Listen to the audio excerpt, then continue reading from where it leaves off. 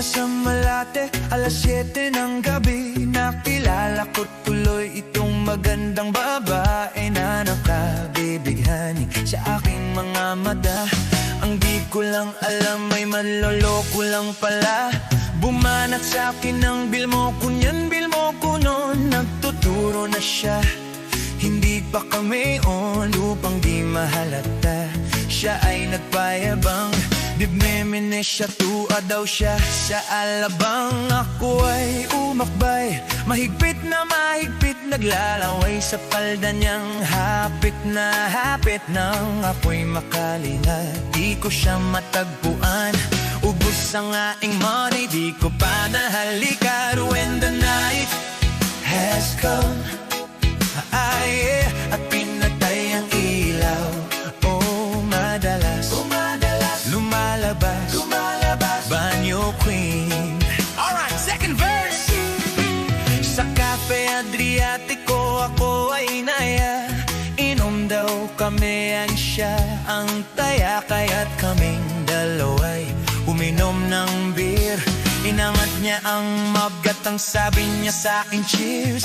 Ang di ko alam ay mayroon siyang inilagay. Ako'y biglang nahilo, nawalan ng aking malay. Nang ako'y madising, akin napansin pangalan ng motel, Anituin. Kaya't ang sadik ko, naku, split na ako. Pag nabuko ng girlfriend ko, mahirap to.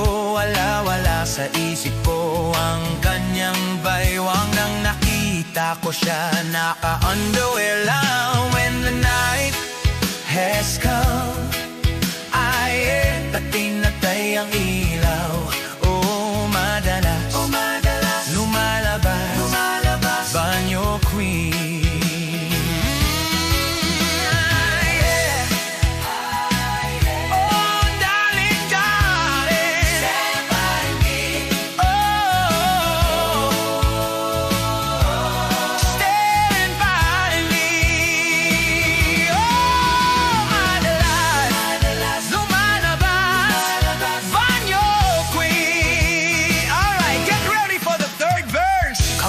Nagtatawanan at nagkukwentuhan, at doon sa sofa kami ay naglalampuhan ng ginaw.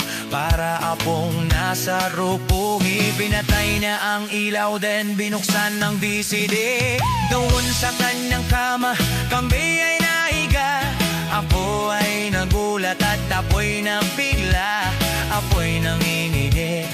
Pawis na pawis, inutok ko, binasok ko, and boy, walang dable. Saktang sabi niya sa akin, Andrew, sige pa, tumagilid, tumihaya, lumuhod at tumapa. Nangatapos na kami ang sabi na, shit, isa pa nga. When the night has come,